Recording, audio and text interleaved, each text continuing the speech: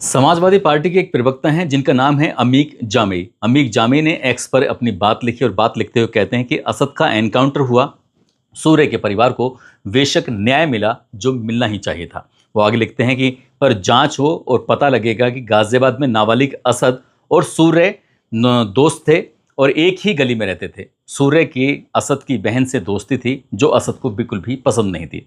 वो आगे लिखते हैं कि जिसे लेकर विवाद चला आ रहा था, जिसके बाद असद के परिवार ने मोहल्ला भी बदल दिया, पर यह दोस्ती का सिलसिला लगातार चलता रहता है और यह सिलसिला जाकर रुकता है तो ये सूर्य की जान पर जाकर रुक जाता है। फिलहाल उन्होंने और भी बहुत सारी बातें लिखी हैं और भी पुलिस पर कई तरह के सवाल खड़े किए हैं। उन्होंने उस बच्चे को नाबालिग बताया है। लेकिन आज की इस कहानी के माध्यम से यही जानने और समझने की कोशिश करते हैं कि आखिरकार असद का एनकाउंटर क्यों हुआ और उसने सूर्य प्रताप सिंह की हत्या क्यों की थी। आदाब, नमस्कार, सत श्री अकाल। मैं उस्मान सैफी। आज की जो सच्ची घटना मैं आपको सुनाने जा रहा हूँ, ये सच्ची घटना है उत्तर प्रदेश के ज़िला गाज़ियाबाद का। एक थाना लगता है खोड़ा, और खोड़ा थाना क्षेत्र का ही एक इलाका है नवनीत नगर कॉलोनी। ये तारीख है 28 मई 2026। दोपहर के लगभग 3:30 बजे के आसपास का वक्त हो रहा था और ये दिन था बकरीद का, यानी कि ईद का त्यौहार था। असद नाम का एक लड़का होता है जो कि अपने 2-3 साथियों के साथ पहले से ही मौजूद था। इसी बीच में उसने अपने एक दोस्त जिसका नाम होता है सूर्य प्रताप चौहान, जिसकी उम्र लगभग 17 साल के आसपास होती है, जो कक्षा 11 का छात्र होता है, उसको फ़ोन करके बुलाता है कि एक काम करो, तुम सीधा गली नंबर 2 पहुंचना और जहां केले का गोदाम है वहां पर मुलाकात करते हैं, बातचीत करते हैं, क्योंकि आपस में एक दूसरे को जानते हैं, पहचानते हैं। और जैसे ही सूर्य प्रताप अपने 2 साथियों के साथ मौके पर पहुंच जाता है तो असद यहाँ पहले से ही 3-4 साथियों के साथ मौजूद होता है। बातचीत का सिलसिला शुरू होता है और बातचीत का सिलसिला शुरू होते ही वो कहता है कि क्या तुमने कभी किसी बकरे को हलाल होते हुए देखा है।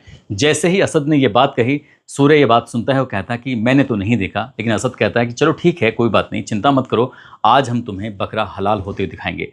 जैसे ही सूर्य ने ये बात सुनी, वो इस बात में बिल्कुल भी इंटरेस्टेड नहीं था। वो नहीं चाहता था कि वो इस तरह की कोई चीज़ देखे।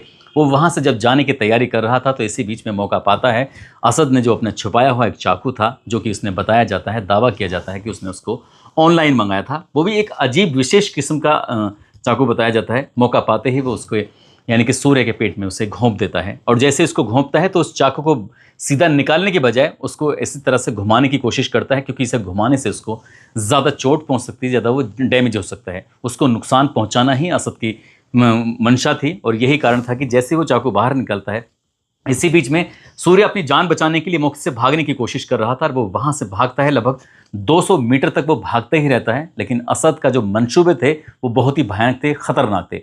मौका पाते ही असद उसके पीछे पड़ जाता है, उसके दोस्त भी उसके साथ साथ चलते हैं और इस बीच में वो मौका पाते ही 200 मीटर की दूरी पर जाकर सूर्य को घेर लेता है। और जैसे सूर्य को घेरता है तो इसके बाद एक के बाद एक उसने चाकुओं से ताबड़तोड़ वार करना शुरू कर दिया।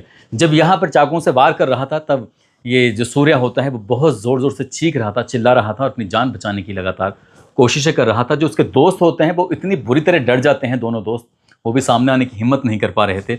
जो असद के दोस्त होते हैं वो एकदम से जमे हुए थे, वहाँ पर खड़े हुए थे, लेकिन चीख पुकारों की जो आवाज़ आती हैं तो जो आसपास की कॉलोनी के लोग होते हैं, आसपास के जो लोग होते हैं, चीखों को सुनने के बाद जैसे अपने घरों से निकलते हैं और वह जो वो विरोध करते हैं, विरोध करने के बाद असद जो होता है वो मौका पाते अपने दोस्तों के साथ यहाँ से भागने में कामयाब हो जाता है। और जैसे वो भागता है तो इसके बाद फिर यहाँ खून से लथपथ जो सूर्य प्रताप सिंह चौहान होता है वो वहाँ पर पड़ा हुआ था। उसकी चीखों की आवाज़ जब लोगों तक पहुंचती है, लोगों ने उसके घर तक ये सूचना दी। उसका बड़ा भाई होता है जिसका नाम यश चौहान होता है। यश चौहान मौके पर आता है। मौके पर आने के बाद अपने ही भाई को उठाकर सीधा हॉस्पिटल लेके जाता है और हॉस्पिटल ले जाने के बाद डॉक्टर कहते हैं कि इसकी हालत बहुत ही ज़्यादा चिंताजनक बनी हुई है, गंभीर हालत है। जो इसकी माँ होती है, माँ ड्यूटी पर गई हुई थी, काम पर गई हुई थी, उसको ड्यूटी से छूटने में थोड़ा वक्त लग जाता है, शाम के 7 बज जाते हैं और ये घटना थी दोपहर के लगभग 3:30 बजे के आसपास की। माँ 7 बजे जैसे ही अपने लाडले को देखती है और देखने के बाद उसकी हालत इतनी ज़्यादा ख़राब थी, बहुत ही ज़्यादा। माँ ने काफ़ी प्रार्थना की, रिक्वेस्ट की डॉक्टर से कि मेरे बेटे को बचा लीजिए, क्योंकि उसके पति की पहले ही मौत हो चुकी है। जो उसका बेटा है बड़ा वाला, जिसका नाम यश है, यश की हालत थोड़ी सी ख़राब रहती है। यश थोड़ा सा परेशान भी रहता है और इस वजह से जो घर में छोटा वाला बेटा है सूर्या, वही बड़ा होकर घर की पूरी जिम्मेदारी निभाएगा। माँ 5-7 हज़ार रुपये महीने की नौकरी करती है। बहन की शादी हो चुकी है, वही जिम्मेदार था। वो वेंटिलेटर पड़ा हुआ था, ज़िंदगी मौत की जंग लड़ रहा था। और अगला ही दिन निकलता है कि 29 मई 2026 के दोपहर के लगभग 1 बजे के आसपास का वक्त हो रहा था। जैसे ही परिवार के लोगों को ये सूचना दी जाती है कि हम सूर्य प्रताप चौहान को बचा नहीं सके, यानी कि वो मर चुका है। उसके मरने की खबर जब परिवार वालों को पता चलती है तो परिवार वालों का रो रो कर बुरा हाल हो जाता है। इस बीच में यश चौहान की तरफ से जो उसका बड़ा भाई होता है सूर्य का, उसकी तहरीर के आधार पर पुलिस एफआईआर दर्ज कर लेती है। 5 लोगों को नामजद करती है और नामजद करने के बाद उनकी गिरफ्तारी के लिए लगातार दबिशें देना शुरू कर देती है। पुलिस इस मामले की गंभीरता को पहले ही जान चुकी थी, क्योंकि ईद का त्यौहार था, असद ने हमला किया था और सूर्य प्रताप पर हमला हुआ है। ये मामला कम्युनल था, 2 समुदायों से जुड़ा हुआ था। पुलिस ने मामले को गंभीरता से लिया और गंभीरता से लेने के बाद पुलिस मौके पर पहुंच जाती है, एफआईआर दर्ज कर लेती है और लगातार कार्रवाई करने में जुट जाती है। इसी बीच में पुलिस को भी ये जानकारी मिलती है और मीडिया को भी ये पता चलता है कि जिस हॉस्पिटल में सूर्य प्रताप को भर्ती कराया गया था, जहां पर उसका उपचार चल रहा था, महज 24 घंटे भी नहीं हुए थे और 24 घंटे में 4 लाख रुपए के आसपास का बिल बना दिया जाता है। और जब परिवार से बिल मांगा जाता है तो परिवार की स्थिति इतनी ज़्यादा बद से बदतर होती है, वो गरीब होते हैं। ऐसी स्थिति में एक तो उनका बेटा मर चुका था और इतने सारे रकम वो कहाँ से लेके आए समझ नहीं पा रहे थे। पुलिस ने इस मामले को गंभीरता से लेते हुए तुरंत ही उस बॉडी को वहाँ से डिस्चार्ज करवाते हैं। डिस्चार्ज कराने के बाद पोस्टमार्टम के लिए भेजते हैं। पोस्टमार्टम के बाद उसके जो घर पे अब ये लोग भी जुटने लगते हैं। सोशल मीडिया पर यह खबर बहुत तेज़ी के साथ वायरल भी होने लगती है और जैसे वायरल होने लगती है तो 30 मई 2026 की सुबह लगभग 9 बजे के आसपास के वाक़या है। बताया जाता है कि जहां पर सूर्य का घर होता है वहां पर करीब करीब 500 से ज़्यादा लोग पहुंच जाते हैं उसके समर्थन में, उसके जो आरोपी हैं उसको खिलाफ कार्रवाई के लिए और इसमें मामले के न्याय दिलवाने के लिए। और साथ ये मांग भी करने लगते हैं कि जो परिवार है, परिवार वालों को तसल्ली तभी होगी जब आरोपियों का एनकाउंटर होना चाहिए, उनके घरों पर बुलडोजर चलना चाहिए, इस परिवार की आर्थिक रूप से सहायता करनी चाहिए क्योंकि परिवार बहुत ही ज़्यादा गरीब है। साथ ही परिवार को आवास की सुविधा मिलनी चाहिए, परिवार के किसी एक सदस्य को नौकरी भी मिलनी चाहिए, शस्त्र लाइसेंस की व्यवस्था हो और साथ ही परिवार की सुरक्षा भी होनी चाहिए क्योंकि परिवार के साथ कुछ भी हो सकता है। जब 500 से ज़्यादा लोग हंगामा प्रदर्शन कर रहे थे और इसी बीच में जब दोपहर का समय था, डेड बॉडी जब घर पे पहुंचती है तो परिवार वालों ने कहा कि जब तक एनकाउंटर नहीं होगा तब तक हम इस बॉडी को यहाँ से उठने नहीं देंगे। अब ऐसी स्थिति में पुलिस करे तो क्या करे, लेकिन पुलिस ने कोशिश कर रही थी और परिवार वालों को शांत करने की कोशिश कर रही थी। स्थानीय नेता भी आते हैं, जिम्मेदार लोग आते हैं, परिवार को समझाते हैं। समझाने के बाद फिर बातचीत होती है और बातचीत के बाद लगभग दोपहर के 3:30-4 बजे के आसपास ये परिवार के लोग तैयार हो जाते हैं जिसका अंतिम संस्कार कराने के लिए। लेकिन इसी बीच में पुलिस ने परिवार को ये भी तसल्ली दी कि जो मुख्य आरोपी है जिसका नाम असद है, उसके जो पिता हैं जिनका नाम नवाब है, क्योंकि इसमें उसकी भी भूमिका रही थी। उसने अपने बेटे को बहुत ज़्यादा प्रवोक किया था, उसको चढ़ाया था कि एक काम कर जाके उसको मार दे, ऐसा पुलिस की तहरीर भी बताती है, पुलिस की जो रिपोर्ट बताती है। इसमें जो इसका असद का दोस्त होता है इसका नाम फरहान होता है और साथ ही एक और दोस्त होता है जिसका नाम आतिफ होता है। पुलिस उसको भी गिरफ्तार कर लेती है, यानी कि 3 लोगों की गिरफ्तारी हो चुकी थी।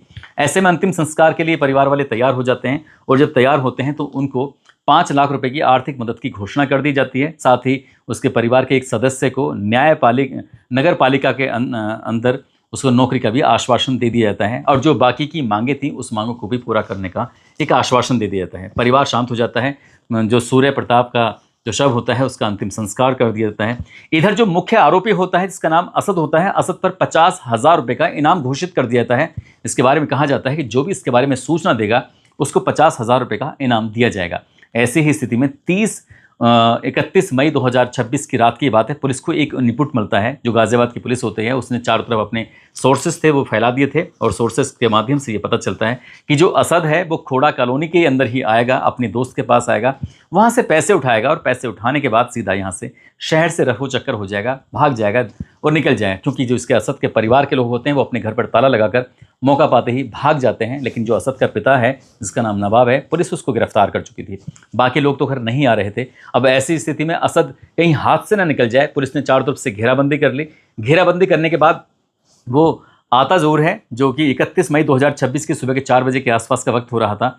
इसी बीच में पुलिस ने जब उसको घेराबंदी की, रोकने की कोशिश की, तब वो बाइक से भागने लगता है। बाइक पर एक और व्यक्ति उसके साथ बैठा हुआ था जो उसका कोई दोस्त बताया जाता है। वो कौन था कौन नहीं, पुलिस को देखकर वो इंदिरापुरम के वसुंधरा की तरफ भागने लगता है। पुलिस ने जब उसका पीछा किया, पीछा करने के दौरान जब बाइक गिर जाती है, अनियंत्रित होने के बाद जो बाइक पर उसके साथ ही बैठा हुआ था वो अंधेरे का फायदा उठाने के बाद मौके से भाग जाता है। लेकिन जो असद है वो मौके पर रह जाता है। उसके पास में एक हथियार होता है, हथियार से वो पुलिस पर लगातार फायरिंग करना शुरू कर देता है। इसी बीच में एक कांस्टेबल होता है जो घायल भी हो जाता है। लेकिन पुलिस ने जब जवाबी कार्रवाई की और जवाबी कार्रवाई करने के बाद उस पर पुलिस ने जो गोली चलाई तो उसकी गोली लग जाती है, जिससे वो गंभीर रूप से घायल हो जाता है। इसके बाद पुलिस उसे घायल को उपचार के लिए हॉस्पिटल लेके पहुंचती है तो पता चलता है कि डॉक्टर उसको मृत घोषित कर देते हैं, यानी कि असद जो होता है वो एनकाउंटर में ढेर हो जाता है। और सूर्य ये जो परिवार वाले थे उनको इस बात से लेकर तसल्ली भी हो जाती है, लेकिन वो कहते हैं कि जब तक, उसकी माँ कहती है, जब तक मैं उस आरोपी का फ़ोटो ना देख लूँ तब तक मुझे विश्वास नहीं होगा, यकीन नहीं होगा। लेकिन पुलिस ने उसको समझाया बुझाया, फिर मीडिया वालों को तांता लग जाता है और यहाँ पर पूरी पुलिस फोर्स तैनात कर दी जाती है, क्योंकि मिक्सअप आबादी है, यहाँ पर हिंदू भी रहते हैं या मुसलमान भी रहते हैं, और ये मामला दो समुदाय से जुड़ा हुआ मामला था। हालांकि आसपास में फिर शांति व्यवस्था बनाए रखने के लिए पूरी पुलिस फोर्स तैनात कर दी जाती है। लेकिन इसी बीच में समाजवादी पार्टी के प्रवक्ता होते हैं, उनका एक ट्वीट है, जो ट्वीट की कुछ अंश होते हैं जिसको नवभारत टाइम्स भी अपनी रिपोर्ट में दिखाता है। वो ये भी दावा करते हैं कि जो असद है वो नाबालिग है, साथ ही वो ये भी दावा करते हैं कि जो असद की बहन है उसकी बहन से दोस्ती थी सूर्या की, और ये बात असद को किसी भी रूप में पसंद नहीं थी, और शायद यही कारण था इसकी हत्या की मेन वजह बन जाती है। पुलिस को इसमें जांच करनी चाहिए, ऐसा समाजवादी पार्टी के प्रवक्ता ने कहा, और जांच करने के बाद ये भी बात सामने आनी चाहिए कि आखिरकार ऐसी नौबत क्यों आई। हालांकि पुलिस की जांच पड़ताल में ये आया है कि करीब करीब अब से 8 महीने पहले बाइक चलाने को लेकर दोनों के बीच में विवाद हुआ था। दोनों अच्छे खासे दोस्त होते हैं और विवाद के बाद ही बात यहाँ तक पहुँच जाती है। उसने ईद के दिन उसे धोखे से बुलाता है और धोखे से बुलाने के बाद उसे चाकुओं से ताबड़तोड़ हमला करने के बाद उसकी हत्या कर देता है, जिसके बाद ये पूरा घटनाक्रम जो होता है सोशल मीडिया पर बहुत तेज़ी के साथ वायरल होने लगता है। दोस्तों, इस पूरे घटनाक्रम को सुनाने का उद्देश्य किसी को परेशान करना नहीं है, किसी का दिल दुखाना नहीं है, बल्कि आपको जागरूक करना है, आपको सचेत करना है, और आपको ये भी बताना है कि कम से कम अपने बच्चों पर ध्यान दें। वो किसके साथ उठते हैं, किसके साथ बैठते हैं, किससे दोस्ती है, किससे नहीं है, कहीं आपस में उनके बीच में विवाद तो नहीं हो गया है। इसलिए कभी कभी छोटी छोटी बातें जो होती हैं, यदि पुलिस की ही बात सही है कि उस बाइक को लेकर झगड़ा हुआ था, तो बाइक की बात कोई बहुत बड़ी नहीं थी, वो छोटी सी मामूली सी बात थी। यदि उसकी बहन की वाली बात थी तो वो भी एक बात है। तो इसमें परिवार के लोगों को आपस में बैठकर अपने बच्चों को समझाना चाहिए कि क्या अच्छा होता है, क्या बुरा होता है। जाते जाते अभिनव सिंह हैं, आज इनका जन्मदिन है, इनको जन्मदिन की ढेरों सारी शुभकामनाएं, बहुत बहुत मुबारकबाद। और कुछ लोगों ने नाम लेने की अपील की है, जिसमें सुरेश चंद गौतम हैं, सर्जन गुज्जर, पूरन सिंह हैं, तहजीब खान, मोहम्मद खलील खान, मोहम्मद हनीफ खान फिरोजाबाद से, मुन्ना मुखिया, मोहम्मद आरिफ, उमेश चौधरी, संतोष कुमार यादव, सोनू गुप्ता, करण मल्होत्रा, विशाल निषाद, राजू महतो, DK मीना, अतुल मलिक, वीर शर्मा, रोहित राणा, गोपाल सिंह। आप सब लोग अपना ख्याल रखें, सुरक्षित रहें। जय हिंद, जय भारत।